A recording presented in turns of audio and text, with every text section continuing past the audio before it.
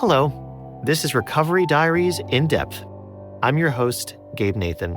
Thanks so much for joining us. We're very happy to have you here. We are so grateful to have as our guest on the show, Chris Russell. He's a two-time Recovery Diaries author. He's an actor, filmmaker, and acting coach. Some of his recent TV credits include American Sports Story, Aaron Hernandez, FBI, Blue Bloods, Wu-Tang: An American Saga, and Law & Order SVU. He's an advocate for men's mental health awareness. He's had several essays published across multiple platforms, and he does volunteer work for the Crisis Text Line. Each week, we'll bring you a Recovery Diaries contributor, folks who have shared their mental health journey with us through essay or video format. We want to see where they are on their mental health journey since initially being published on our website. Our goal is to continue supporting our diverse community by having conversations here on our podcast to follow up and see what has shifted, what has changed, and what new things have emerged. We're so happy to have you along for this journey. We want to remind you to follow our show for new and back episodes at recoverydiaries.org. There, like the podcast, you'll find stories of mental health, empowerment, and change. You can also sign up for our mailing list there so you never miss a new podcast episode, essay, or film. And you can find this podcast pretty much anywhere you get your podcasts. We appreciate your comments and feedback about our show. It helps us improve, make changes, and grow. And of course, make sure to like, share, and subscribe.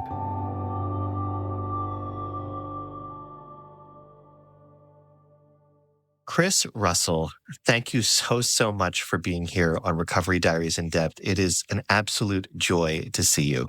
Yeah, it's great to see you, Gabe. Thank you for having me. Wow. So I have to just say that anytime we get an essay from a man, I want to shower my living room with confetti. And it sucks, and it shouldn't be that way, but it is. It is that way. The vast majority of the folks who submit essays to us are female. The vast majority of the people who come to our site to read are female. And I have my own thoughts about that. I want to hear your thoughts just about that. Oh, man, I think that's probably what the first essay I sent you was about. It's just about men not speaking openly about these things. And that's been a mission statement for me as a writer, as an artist, as a filmmaker, as a teacher, as everything. It's just, I didn't grow up in an environment where it was okay to speak openly about these things and to be vulnerable in that way. So it's really great to hear that. Thank you for validating that. That's important. But yeah, it doesn't surprise me whatsoever, you saying that. And it's not just an essay. I want to also clarify and emphasize that your pieces, there's two pieces of yours on our site. They're not just essays written by a man. You're really damn good. You're a really good writer. And you really have an ability to draw the reader in and lead with empathy and compassion and really not pull punches. It's really honest and vulnerable storytelling. And so it's not enough to just be a man and write a piece, right? It's not enough. And so I just want to thank you for sharing your vulnerability with us, but also your talent with us. It means a lot. That means a lot for you to say that. Jeez, thank you. Wow, it's really kind of you to say. I'm a little taken aback by that. Thank you. Was this your first foray into being public and open about having struggles with mental health, about considering suicide? Definitely. Excuse me. Everything I had written about previously were in screenplay format for the most part. I had a blog when I was a doorman way back in the day that was just this angry, awful place that I just got out all of this anger and aggression as a hotel doorman in New York City. And I read some of that back, and I'm like, oh man, I don't love that guy. And it was mostly comedic, and it was mostly just me kind of just making fun of people and not, Mm-hmm. it wasn't really, I wasn't reflecting on my bullshit. I was just, can I swear? Please. Oh, fuck yeah. Please Okay. do. So, so yeah, there was nothing, it was just very bitey, but it wasn't truly vulnerable. I got there a few times and it was scary, but the article that I wrote for you guys, that was the first time where I got really personal about my own struggles with mental health. And, while I was doormanning, I wrote about this, I think, in the second essay. I was having these like meltdowns, like these like big explosive emotional meltdowns. I was getting into fights every day with taxi drivers and guests, and it was just really, really bad. I'm lucky I didn't get into a physical altercation. I'm lucky I didn't get fired. I was a union delegate or shot or anything along those lines. Like, I'm fortunate. I was a union delegate, and at that time, I think you could, you probably would have to like murder somebody on the street and that to get yourself fired. And that did not happen. But while all that was happening, I went to a doctor and a psychiatrist, and they diagnosed me with bipolar disorder, bipolar 2. And I didn't buy it. I was like, yeah, fuck that. Like, that doesn't mean anything. Like, well, does it run in your family? I'm like, maybe. They're like, who? I'm like, my mom. I'm like, yeah, that's a pretty telltale sign. You in your early 30s? Yeah. That's usually when it rears its head, So I ignored that because why would I take that seriously? Right. And why would you want that? Why would you want that label, that diagnosis, that heaviness? Yeah. And this was 2013, 2014. So I still don't think we're where we should be, but we were a ways away, away back then. And I didn't want that stigma. And I thought it would show up on some fake permanent record, like, oh, I'm bipolar. I'll never get a job ever again, or I'll never, I have to disclose this to people, or I have to like tell this to people I date right away, and everyone's going to be scared of me because of the stigmas that surround that, So I was like, I just ignored it. I thought if I ignored it and I put it away, it would just go away. And it never did. And it showed up in different ways, like if I wasn't getting angry, I was getting depressed. If I wasn't getting depressed, I was getting manic. And when I would get manic, I would get creative. So I was like, good, I need that. I need that to write. I need that to create. I need that for my acting. So there was a myriad of reasons why I didn't take it seriously and why I didn't address it until I nearly killed myself. And that was the last straw, so to speak. That's when when I wrote the article or the catalyst for the article that I did write. That's when I saw a doctor, surrendered, and started taking it seriously. And thankfully, I'm still here. So, and I'm so glad that you're still here. I'm glad that you're here on this program. I'm glad that you're here on our site as part of our community, and I'm glad that you're here in the world. And I want to talk about that kind of pivotal moment for you, where you were considering taking your life, and you reached out to what was then the National Suicide Prevention Lifeline. But before we do that, I want to kind of like bust a myth that you alluded to when you were talking earlier. So like, I'm a recovering theater major, and I'm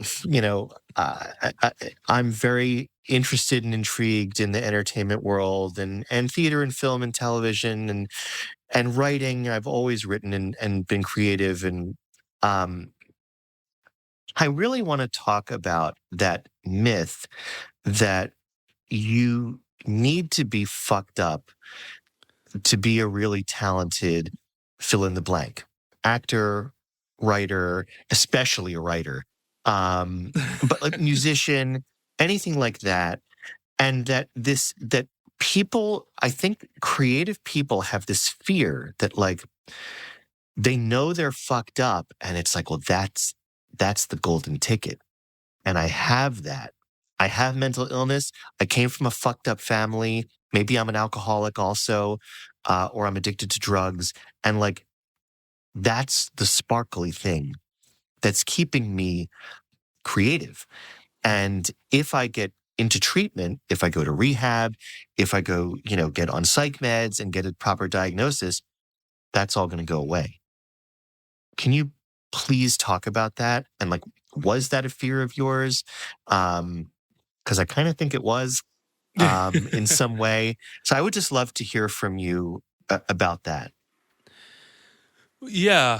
I think what you're asking me is if I treated myself for my mental illnesses and all the things that I had going on, that I would lose that creative spark and lose that edge. And yeah, it was 100% a fear of mine. And I think the best medicine for me always has been to be creative. To remedy that and to heal and to do all of those things is to dive into something, and whether it's writing or it's filmmaking or acting and teaching for me is also another really, really big thing. A great way for me to get that outlet, But I think that, you can't create when you are incapacitated. You can't create when you're dead. And I was going to kill myself. So yeah, it's you got to roll the dice there, man. I needed help. I needed help, and I got help. And I was medicated. I'm still medicated. That's something I could probably elaborate a little bit more on my journey with that. Mm-hmm. But yeah, getting medicated didn't fuck me over in terms of creativity and art. I actually when I leveled out a little bit and I saw a psychiatrist and I started getting medicated, the first thing I did was the artist's way. And I think I was still kind of clinging on. If you don't know what the artist's way is, for you, whoever's listening, it's like a 16-week program by Julia Cameron that kind of, it's just weekly exercises and weekly sort of little micro habits that you start to incorporate, little exercises that recapture your artist, quote unquote. And I did that and I finished it. And I'm in there's 1% of people who actually finish the damn thing. Usually people drop off on week 3, 4, 5. And I finished it. I got medicated, I leveled out, and I finished the fucking artist's way. It's like climbing the creative Mount Everest. It's an achievement. If you know what I'm talking about, you're listening to this, you know exactly what I'm talking about. I finished the damn thing. So I didn't think that was possible. I didn't think anything like that was possible. And I was journaling every day. I was writing almost every day. It has done absolutely nothing to stifle my creativity. Getting medicated, getting help, getting therapy. I've been in therapy for 15 years, but same. Yeah. Same. It's I got the chip, but it has never done anything to stifle my creativity. If anything, it's helped. I'm not even if anything. It has helped. It has helped me because I understand the difference between artistic outlet and self-healing. I can balance those two. I'm not perfect. I'm still pretty fucked up, to be honest with you. But at least speaking to professionals and getting professional help has helped me navigate it. I would not be here without that. Truly, I would not be here without that. And I mean, I don't want to put words in your mouth. I'm curious if being medicated for bipolar 2 has made you more reliable. I don't know if I know that people with bipolar disorder that are untreated can be erratic. There can be issues at work. There can be confrontational behavior or missed appointments or missed auditions or whatever. I'm just wondering, has that helped with the kind of business end of the creativity? Well, the business end for me, and this is probably a different conversation. I'm an actor, so as you all know, we SAG-AFTRA, and we've just been having a hell of a time the last few years with the strikes and the pandemic and AI and all that stuff. So Mm-hmm. that's kind of a unknown, if you Right. will, a Yep. TBD. But in terms of just day-to-day life and survival job work and everything, like, yeah, I think it's helped me be a little more level-headed. I absolutely 100% have my moments. I think if any coworker I had would listen to this, they would, yeah, no, I cop to it. I still occasionally lose my temper. I still get frustrated. I still get flustered. I still get anxious. Holy shit, do I get anxious? Mm-hmm. Um, but I think that there's a level of recognizing it when it was happening. And I think 10 years ago, when I was undiagnosed and unmedicated and not willing to confront that, I just had no control and I had no means of self-reflection. You know, I just thought I was right. And I thought you were Mm-hmm. wrong. I thought you were an asshole. And I can do no wrong and fuck off if you think otherwise. Whereas I think now there's more accountability within myself and hopefully within others. But again, I'm not perfect. I don't claim to be, you know. But yeah, I think what I have done has definitely helped.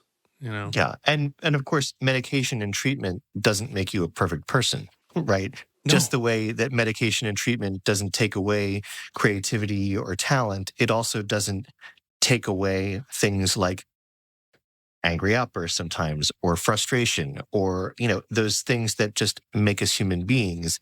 Um, what that work can do is make us more reflective. It can make us take accountability and responsibility where it's needed. It can help mature us. And it can also, I think, we can sometimes get that like tunnel vision where we just see things one way, our way. This is it. This is the truth. And it can just expand that lens to see other possibilities. And I think that the same is true for suicidality. I'm speaking as someone who has also been there at the edge of contemplating taking his own life. And, you know, for me, when I have been in that space, and, you know, it's been more times than I care to admit, but the world looks as big as the head of a pin. And the focus is so narrow. And that outcome seems like it. That's it. That's all there is. And it's the only bright spot. And it's as big as the head of a pin. And everything else around it is dark, right? And it's only if you're able to get out of that space does the world slowly open up and you start to see other possibilities other than taking your own life, right? And again, that's my experience, and I want to hear yours. So if you're okay talking about that and kind of telling me what that experience is like for you, or what that was like for you, I'm very curious. Yeah, the worldview is as small as a pin. That's something I'm gonna take with me. I think that's a really Please. beautiful analogy, and I think that's, for lack of a better, hits the nail on the head. But you know, one thing I do tell people is I'm definitely never without a suicidal thought or two a day, and I can only speak for myself, but you know, very often I'll just have even sometimes the slightest inconvenience, or I'll feel slighted about something, or, you know, somebody won't thank me after I open a door for it's a dumb little thing. And the thought of maybe it would just be easier to kill myself crosses my brain so often. It's almost an afterthought, right? Like, because the possibility is always there, right? And I've gone to that dark side. I almost took my own life, So the option now is always on the table, right? I've kind of crossed that threshold, and I don't ignore it. I acknowledge that it's there, but when, and I think, I'm sure we'll get into this, but in my training as a counselor, it's like, do you have thoughts? Yes. Do you have, the means? Yes. Do you have a plan? Yes. Do you have a timeline? Yes. That's when it's like, oh shit. Okay. Like, I want to do this right time. now. I want to get in the car and go somewhere to get something, to do this thing, or I want to walk to the kitchen and get blank. That's when it's real. Like, that's when it starts to be real. But I'll be playing a fucking video game. I'll be playing Madden. I'll throw my third interception of the game and I'll go, fuck, I'll fucking kill myself. Like, that's, and it's not just like hyperbole. It's like, shit.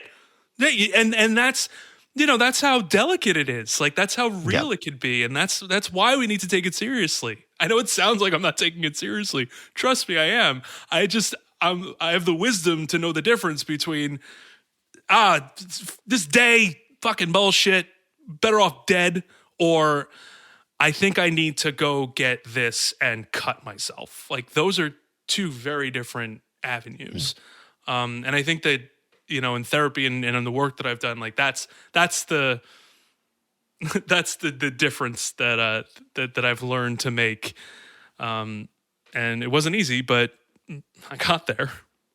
And you're talking about the criteria for involuntary inpatient hospitalization, right? The line between, okay, I'm having kind of passive thoughts, and they're just thoughts, and they're ephemeral. They come and they go, and they don't latch on.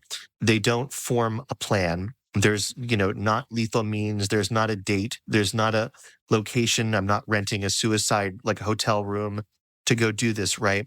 Yeah. I have all of those things in place. And like you said, okay, now it's go time. Now it's time to take action here. And I think a lot of people, and I want to really get into this too, because I know you say this in your essay, a lot of people have a thought that, if I call 988 or if I, text, they're going to come, send the cavalry and bust my door down at 4 a.m. and drag me out, no matter what I say. And that is just not the truth. Or they're going to geolocate me instantly. They're going to know where I am, and then they can triangulate myself. People have so many different ideas. I think so many people don't understand how the system works. They don't understand that there are these call centers all over the country and the calls are routed to. They don't understand that they're staffed with like a mix of volunteers and paid. There's so much to that system that people don't get. And I think so much of that fear and that, like, I don't even know what this is, inhibits so many people from reaching out to get help. Absolutely right. And that was absolutely a fear of mine when I reached out. And that's why I hadn't reached out, up until that point. It could not be further from the truth. Like, you and I don't want to frame it as you really have to do something for us to do, but it is. It's like you have to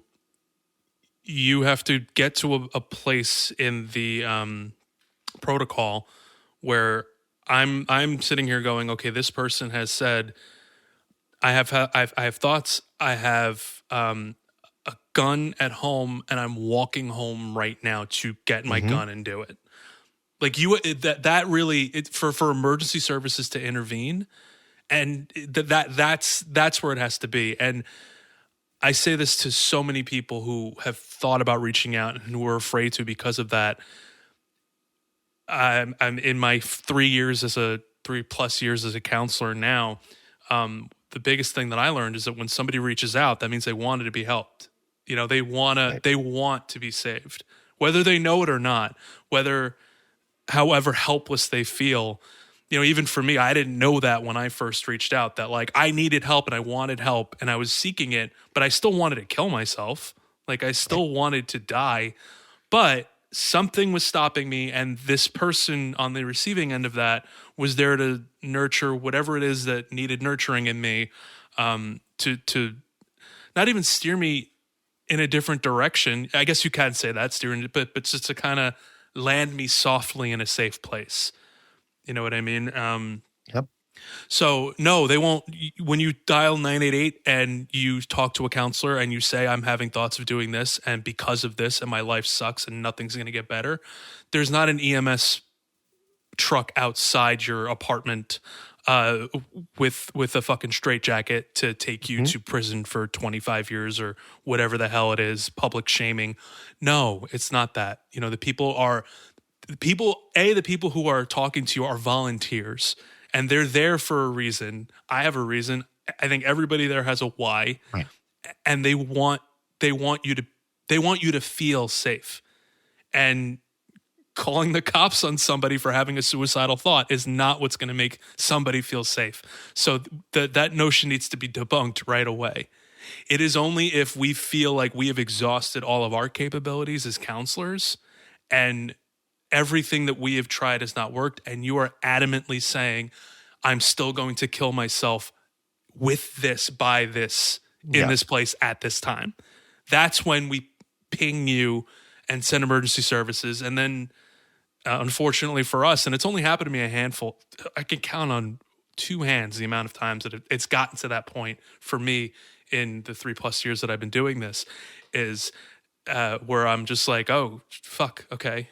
Like, because once it's pinged, like once like the authorities are there, we step out and we're done. We don't know what happens to you. We don't know, so that's a really scary thing. And that's happened to me before where, I did everything that I could in my power with the help of the supervisor that's with us at all times.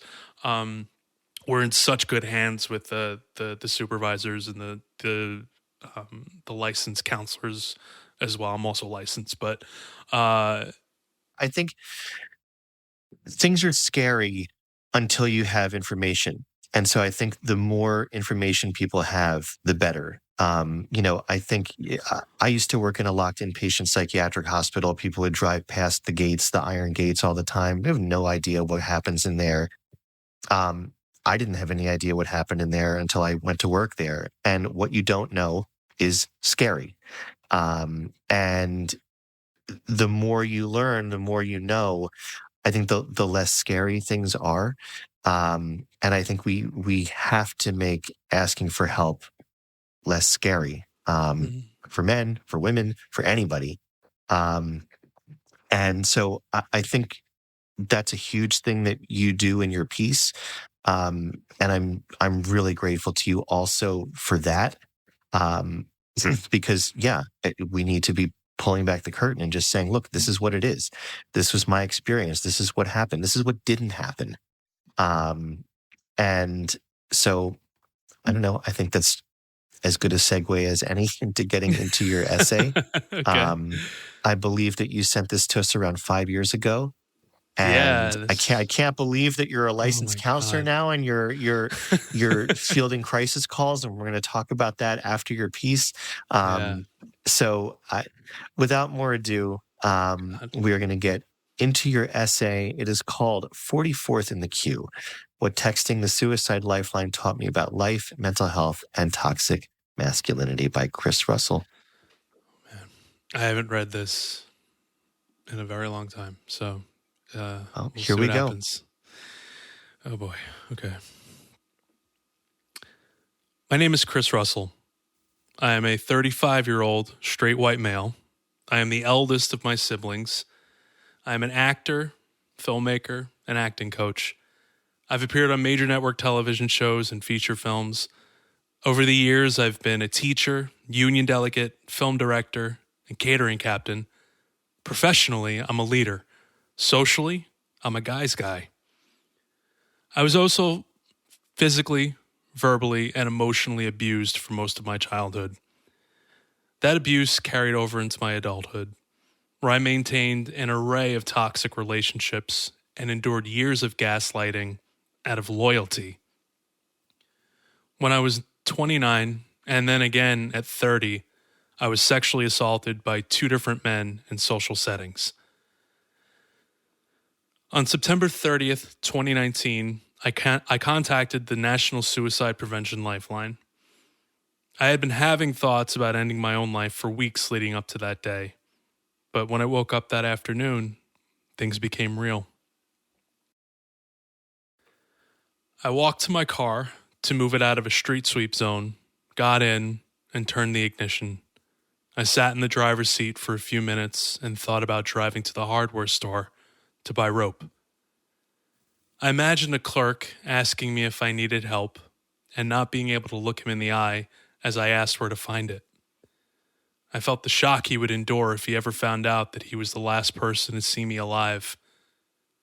I contemplated what I would have to install in my ceiling to fully support all 200 pounds of me. I played out my funeral, who would deliver my eulogy, what my Facebook wall would look like. Then, most vividly, I felt the rope being burned around my neck. The heat, the strain, the coarse strings scratching my skin, the air escaping my lungs. These thoughts began to course through my veins. I was slowly moving out of fantasy and into impulse. I have a wonderful family, an amazing partner, lots of friends, and a solid career. I own my own coaching business. I've made movies and created more art than I could ever have imagined at this point in my life. In that moment, though, none of those things mattered. On that day, I was entrenched in an overwhelming emotional quicksand that was swallowing me whole. I felt worthless, disgusted, and above all, hopeless. To top it off, the guilt and shame I felt for even feeling this way was just another dagger. Do I really have it that bad? This person overcame this and that. What makes your life so tragic? Those things probably didn't even happen to you. You're making it up, fucking liar. I drove around a little bit, getting within a block of that hardware store. I made an impulsive U-turn back towards my house. I considered flooring it and crashing it into the side of a Dunkin' Donuts. I don't remember the exact moment of clarity, or if there was even one, but at some point, I made a choice that saved my life, but not without obstacle. I didn't know what actually happens when one calls the National Suicide Prevention Hotline. I thought they would call 911 and send an ambulance or the cops to your house, then lock you up in a psych ward.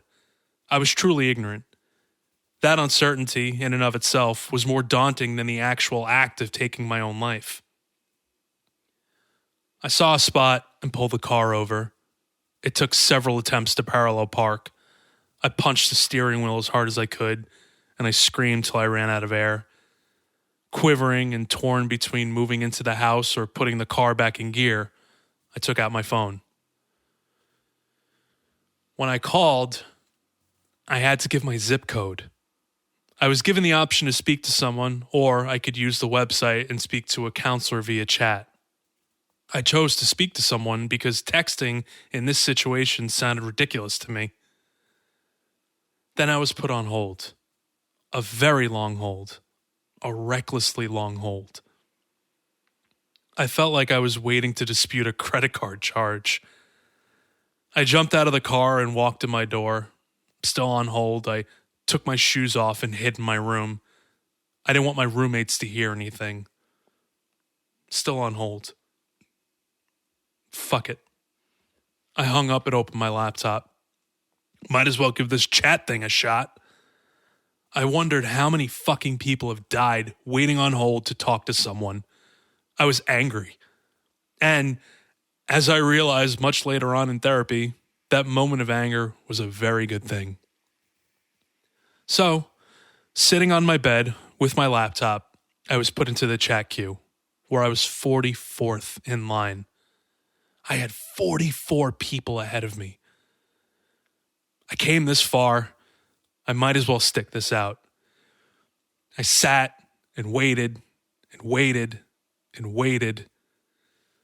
45 minutes later, I was 10th in the queue. My anger slowly turned to amusement. How could it possibly take this long to talk to someone when you're in crisis? And what the fuck am I supposed to do now? I've just been staring at the screen. And then it occurred to me, I hadn't thought about killing myself since I got angry at being on hold. It was the first outward emotion I'd experienced all day. So I clicked a new tab on the browser. I opened ESPN.com. I clicked on New York Mets news. I read an article. Then the guilt and shame monster kicked down the door. Are you really suicidal or are you just being dramatic? Look at you. You're reading about baseball. You're fine. Then a chirp from the other tab. Still there? Christine is waiting to talk to you.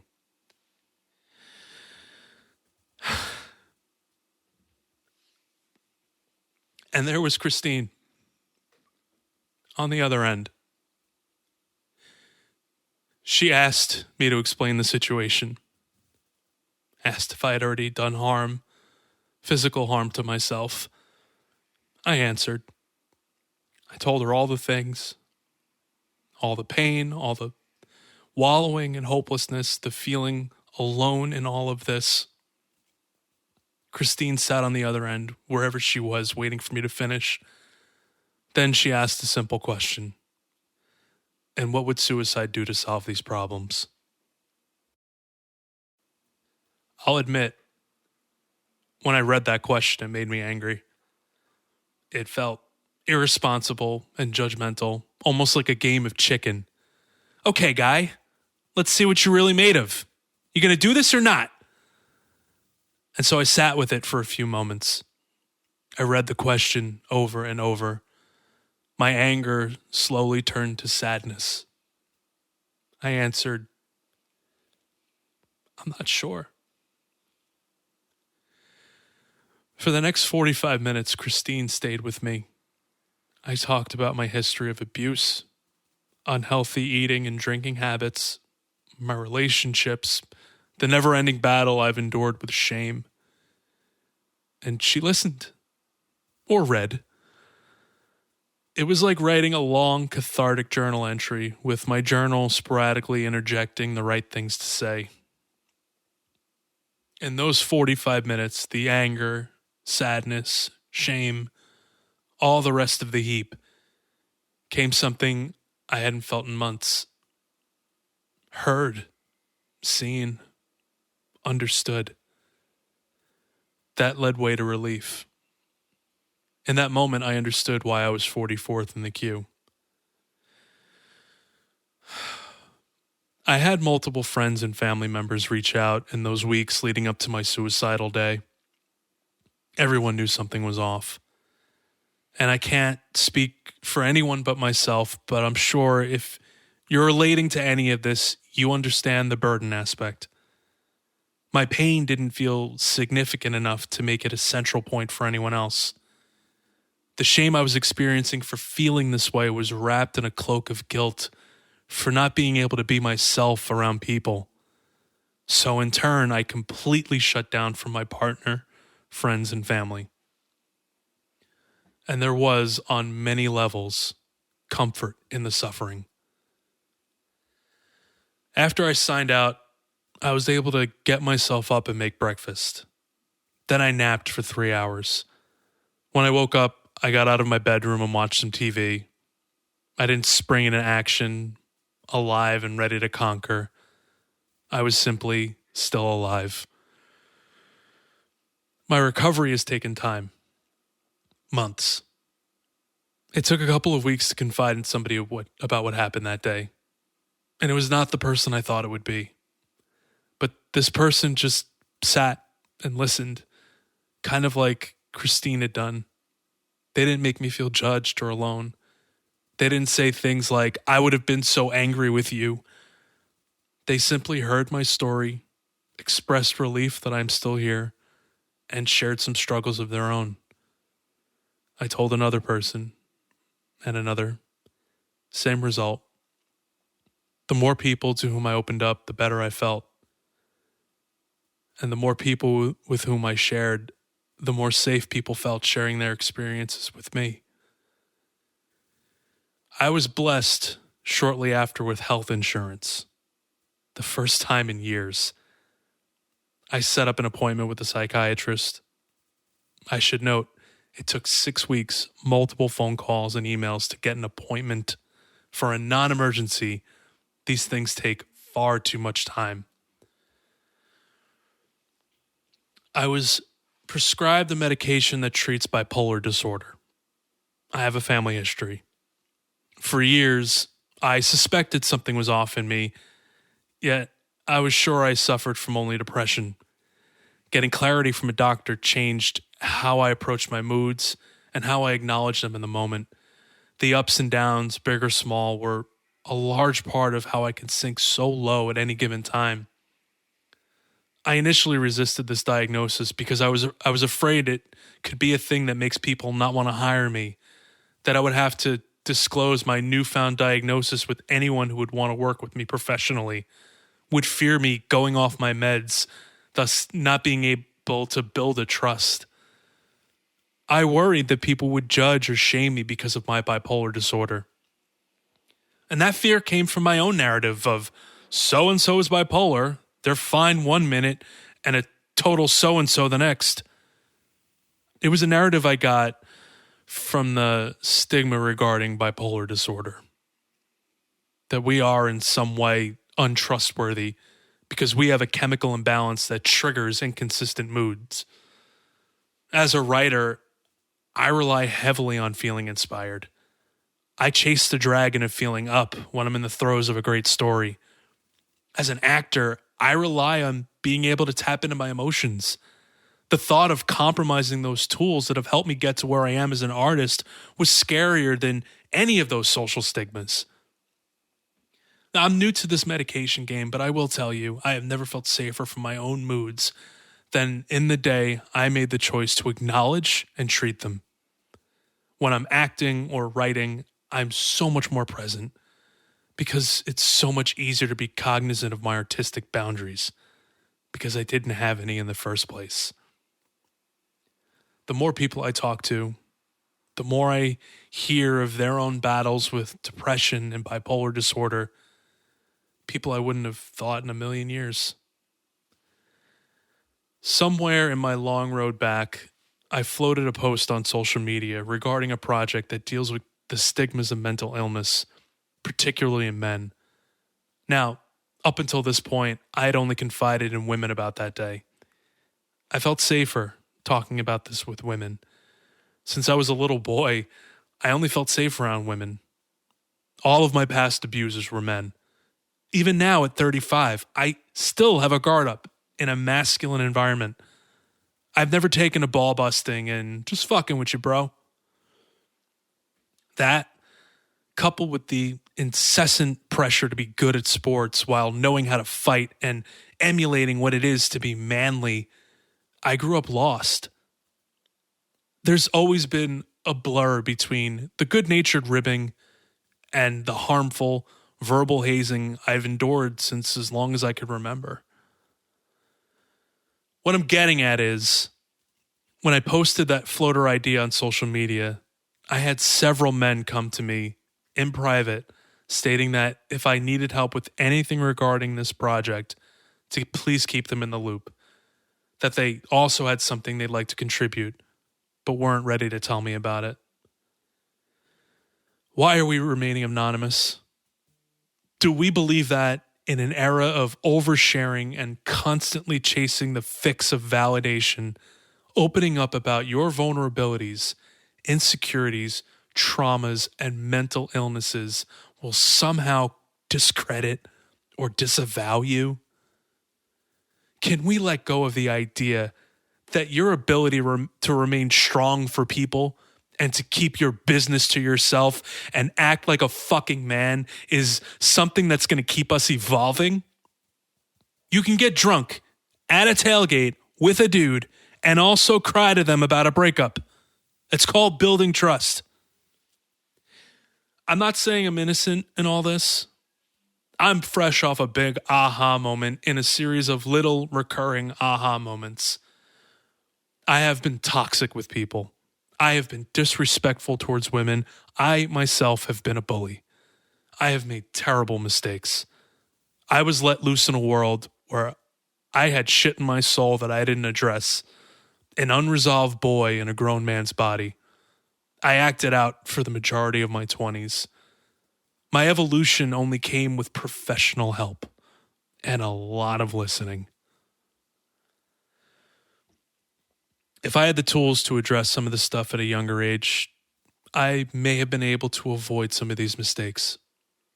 Who knows? I might be more successful, more evolved. But at no point did I feel like I lived in a society where expressing that vulnerability felt safe, especially for a straight man. Toxic masculinity is a thing, and we can fix it. So what now? This was my story. If you'd like to share yours, use the hashtag 44th in the queue. Or if you're not ready to put a face on your story, email 44thinthequeue@gmail.com and I'll share it for you anonymously. The more men who share their story, the more we can help in the fight to destigmatize these myths that keep us from being the best, manly men we can be.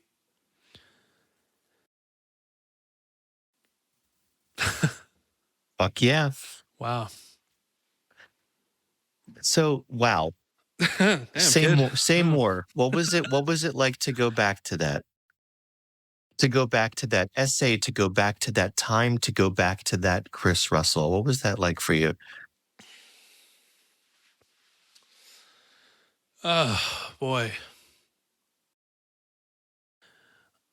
The one thing that struck me was the notion of Christine.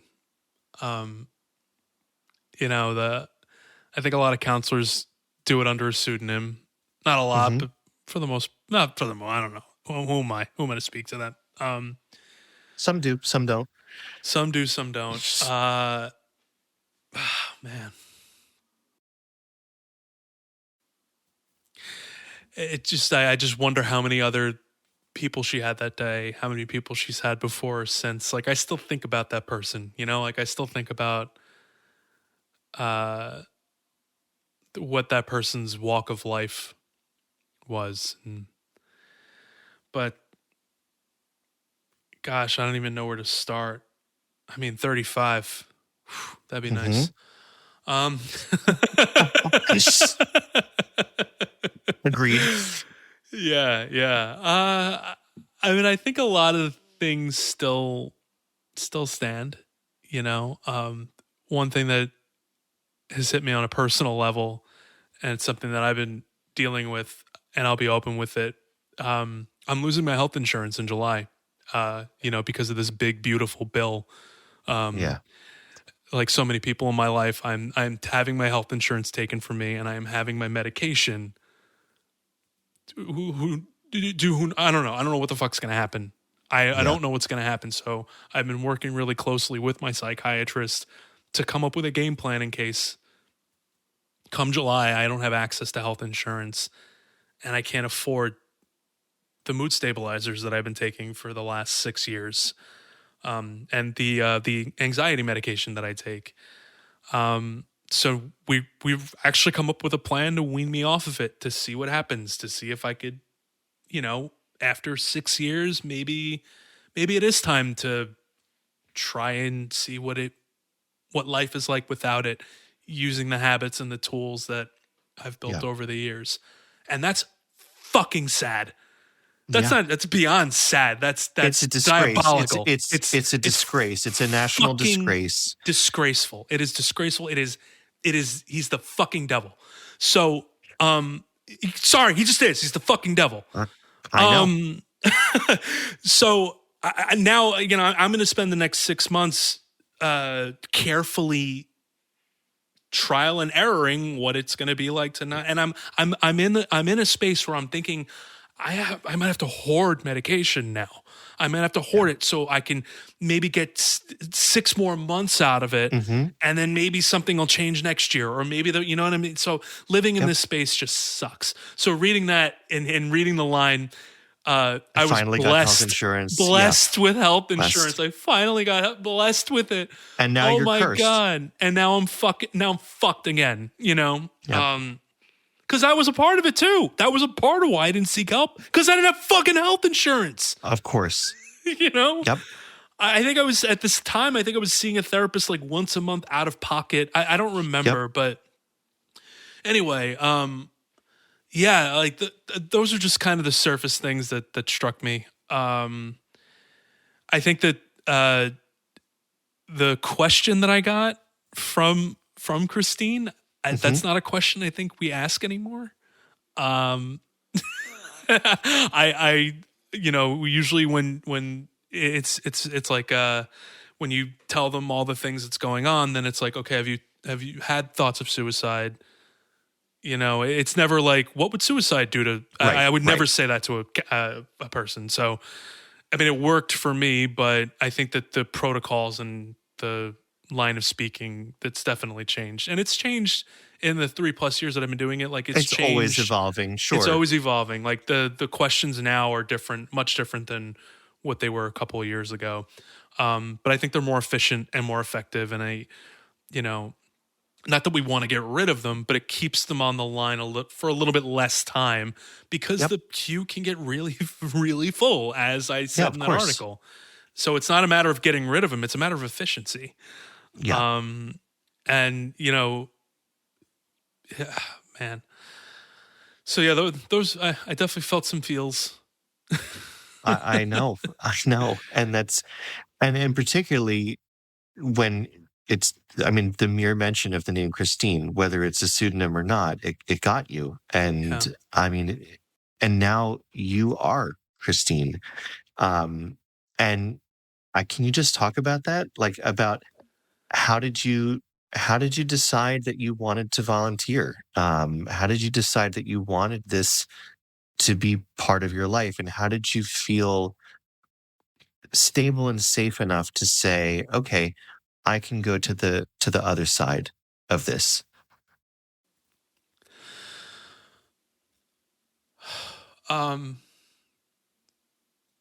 It's a little hard to talk about, but I will do my best. So my mother had multiple episodes of that nature. And there was one in particular that was really, really bad, that had us, she went missing. We looked for over a day and a half.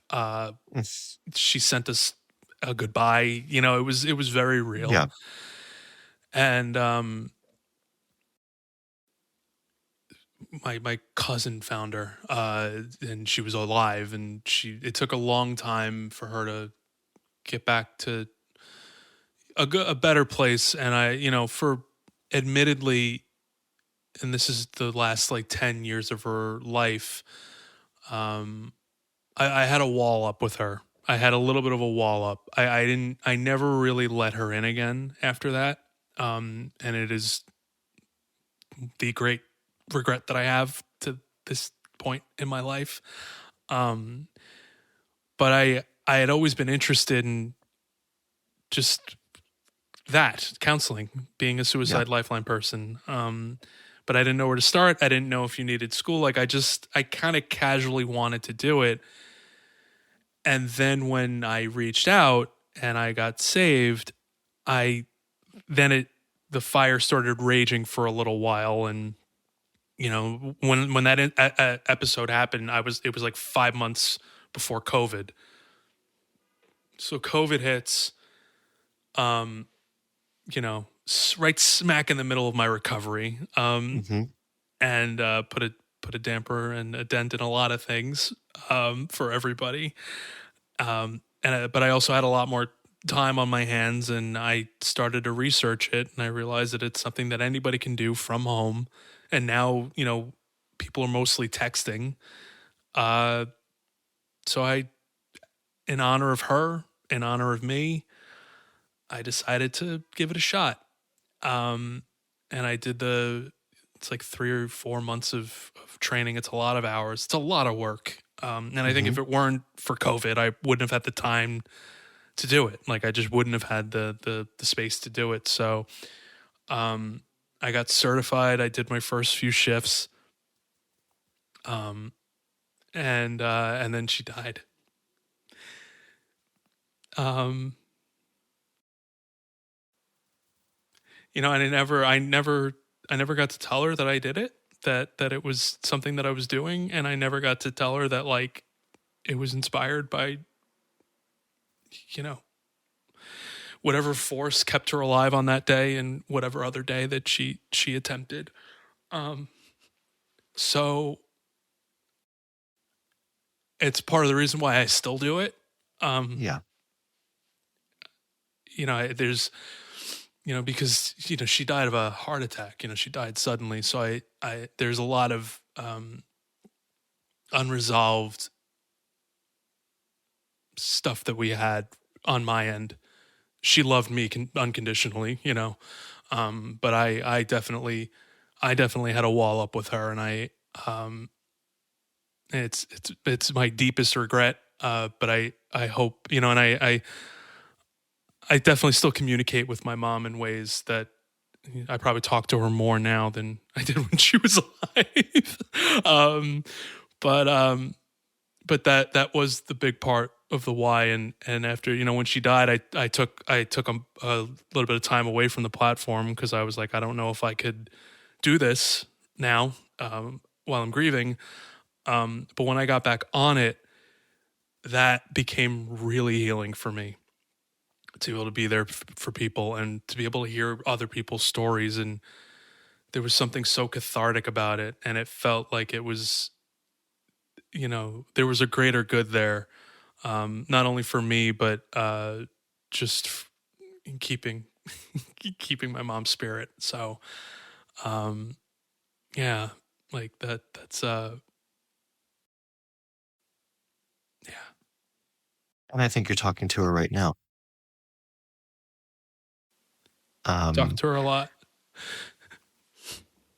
And it's an extraordinary way to honor her and to honor your saving. And I think it's very moving that you use that word. And yeah, I just can't tell you how grateful I am that you exist. Thanks, man. I just think that the world's really lucky to have you on the other end of that screen. And to have you as a voice for men in particular, who are not where you are right now, but can get there. I really believe that. Thanks, Gabe. Just so grateful to you for spending some time with me today. And if you ever want to submit another essay, the door's always open, Chris. I'd love to. I do have a Substack where I talk about all this stuff too as well. If you're ever interested in checking that out, it's called Manic Impressive. Absolutely will. But don't put it all there. Save something for us, okay? I will. Thank you again for spending some time with me. And I'm just wishing you all the best. Gabe, thank you. And I can't, I need to say this, that you are the first publication to accept and publish one of my essays. So I am forever grateful and indebted to you. So anything for you guys. I think what you do is wonderful. I think you're an extraordinary human being. And I think that OC87 is just an incredible platform that needs to be bigger. So thank you, sir. We're going to keep doing it till the wheels come off. So thank you, Chris.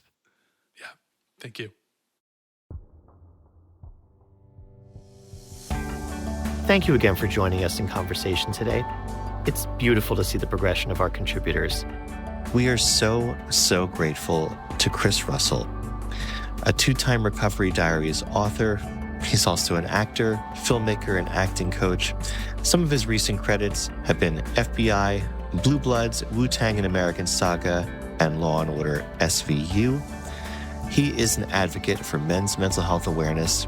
He's had essays published across multiple platforms, and he does volunteer work for the Crisis Text Line, and we are so grateful he does. Before we leave you, we want to remind you to check out our website, recoverydiaries.org. There, like this podcast, you'll find additional stories, videos, and content about mental health, empowerment, and change. We look forward to continuing to grow our community. Thank you so much for being a part of it. We wouldn't be here without you. Be sure to join our mailing list so you never miss a podcast episode, essay, or film. I'm Gabe Nathan. Until next time, take good care.